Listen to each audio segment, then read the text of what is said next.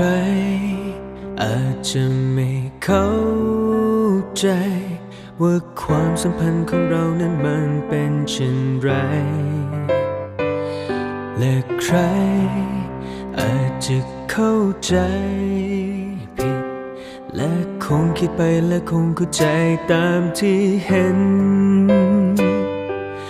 คงมีเพียงเราสองคนท่ามกลางหมู่ดาวมากมายที่รู้กันในใจมันจำเป็นด้วยหรือที่ต้องอยู่ในกฎเกณฑ์ที่ใครบางคนกำหนดว่ารักเป็นอย่างไรไม่ต้องรู้ว่าเราคบกันแบบไหนไม่อาจหาคำไหนมาเพื่ออธิบายไม่ต้องรักเหมือนคนรักก็สุขหัวใจเพียงแค่เราเข้าใจก็นึกเข้ามาได้ในโลกนี้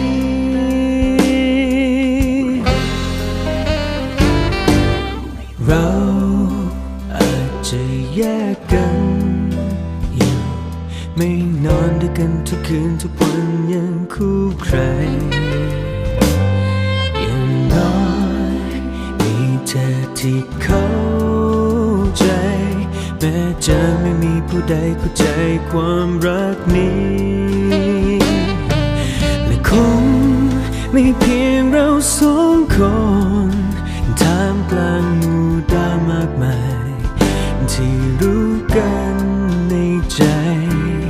มันจำเป็นด้วยหรือที่ต้องอยู่ในกฎเกณฑ์ที่ใครบางคนกำหนดว่ารักเป็นอย่างไร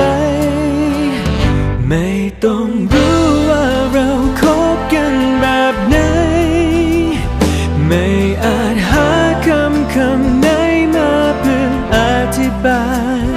ไม่ต้องรักเหมือนคนรักก็สุขหัวใจเพียงแค่เราเข้าใจ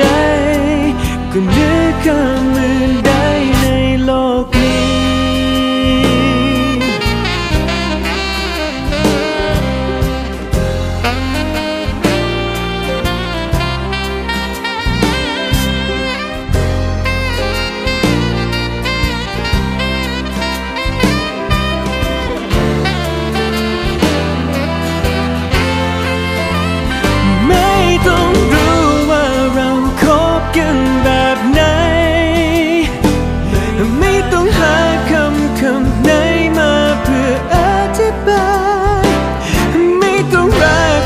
คนรักก็สุขหัวใจเพียงแค่เราเข้าใจก็นึกเข้ามาได้ในโลกนี้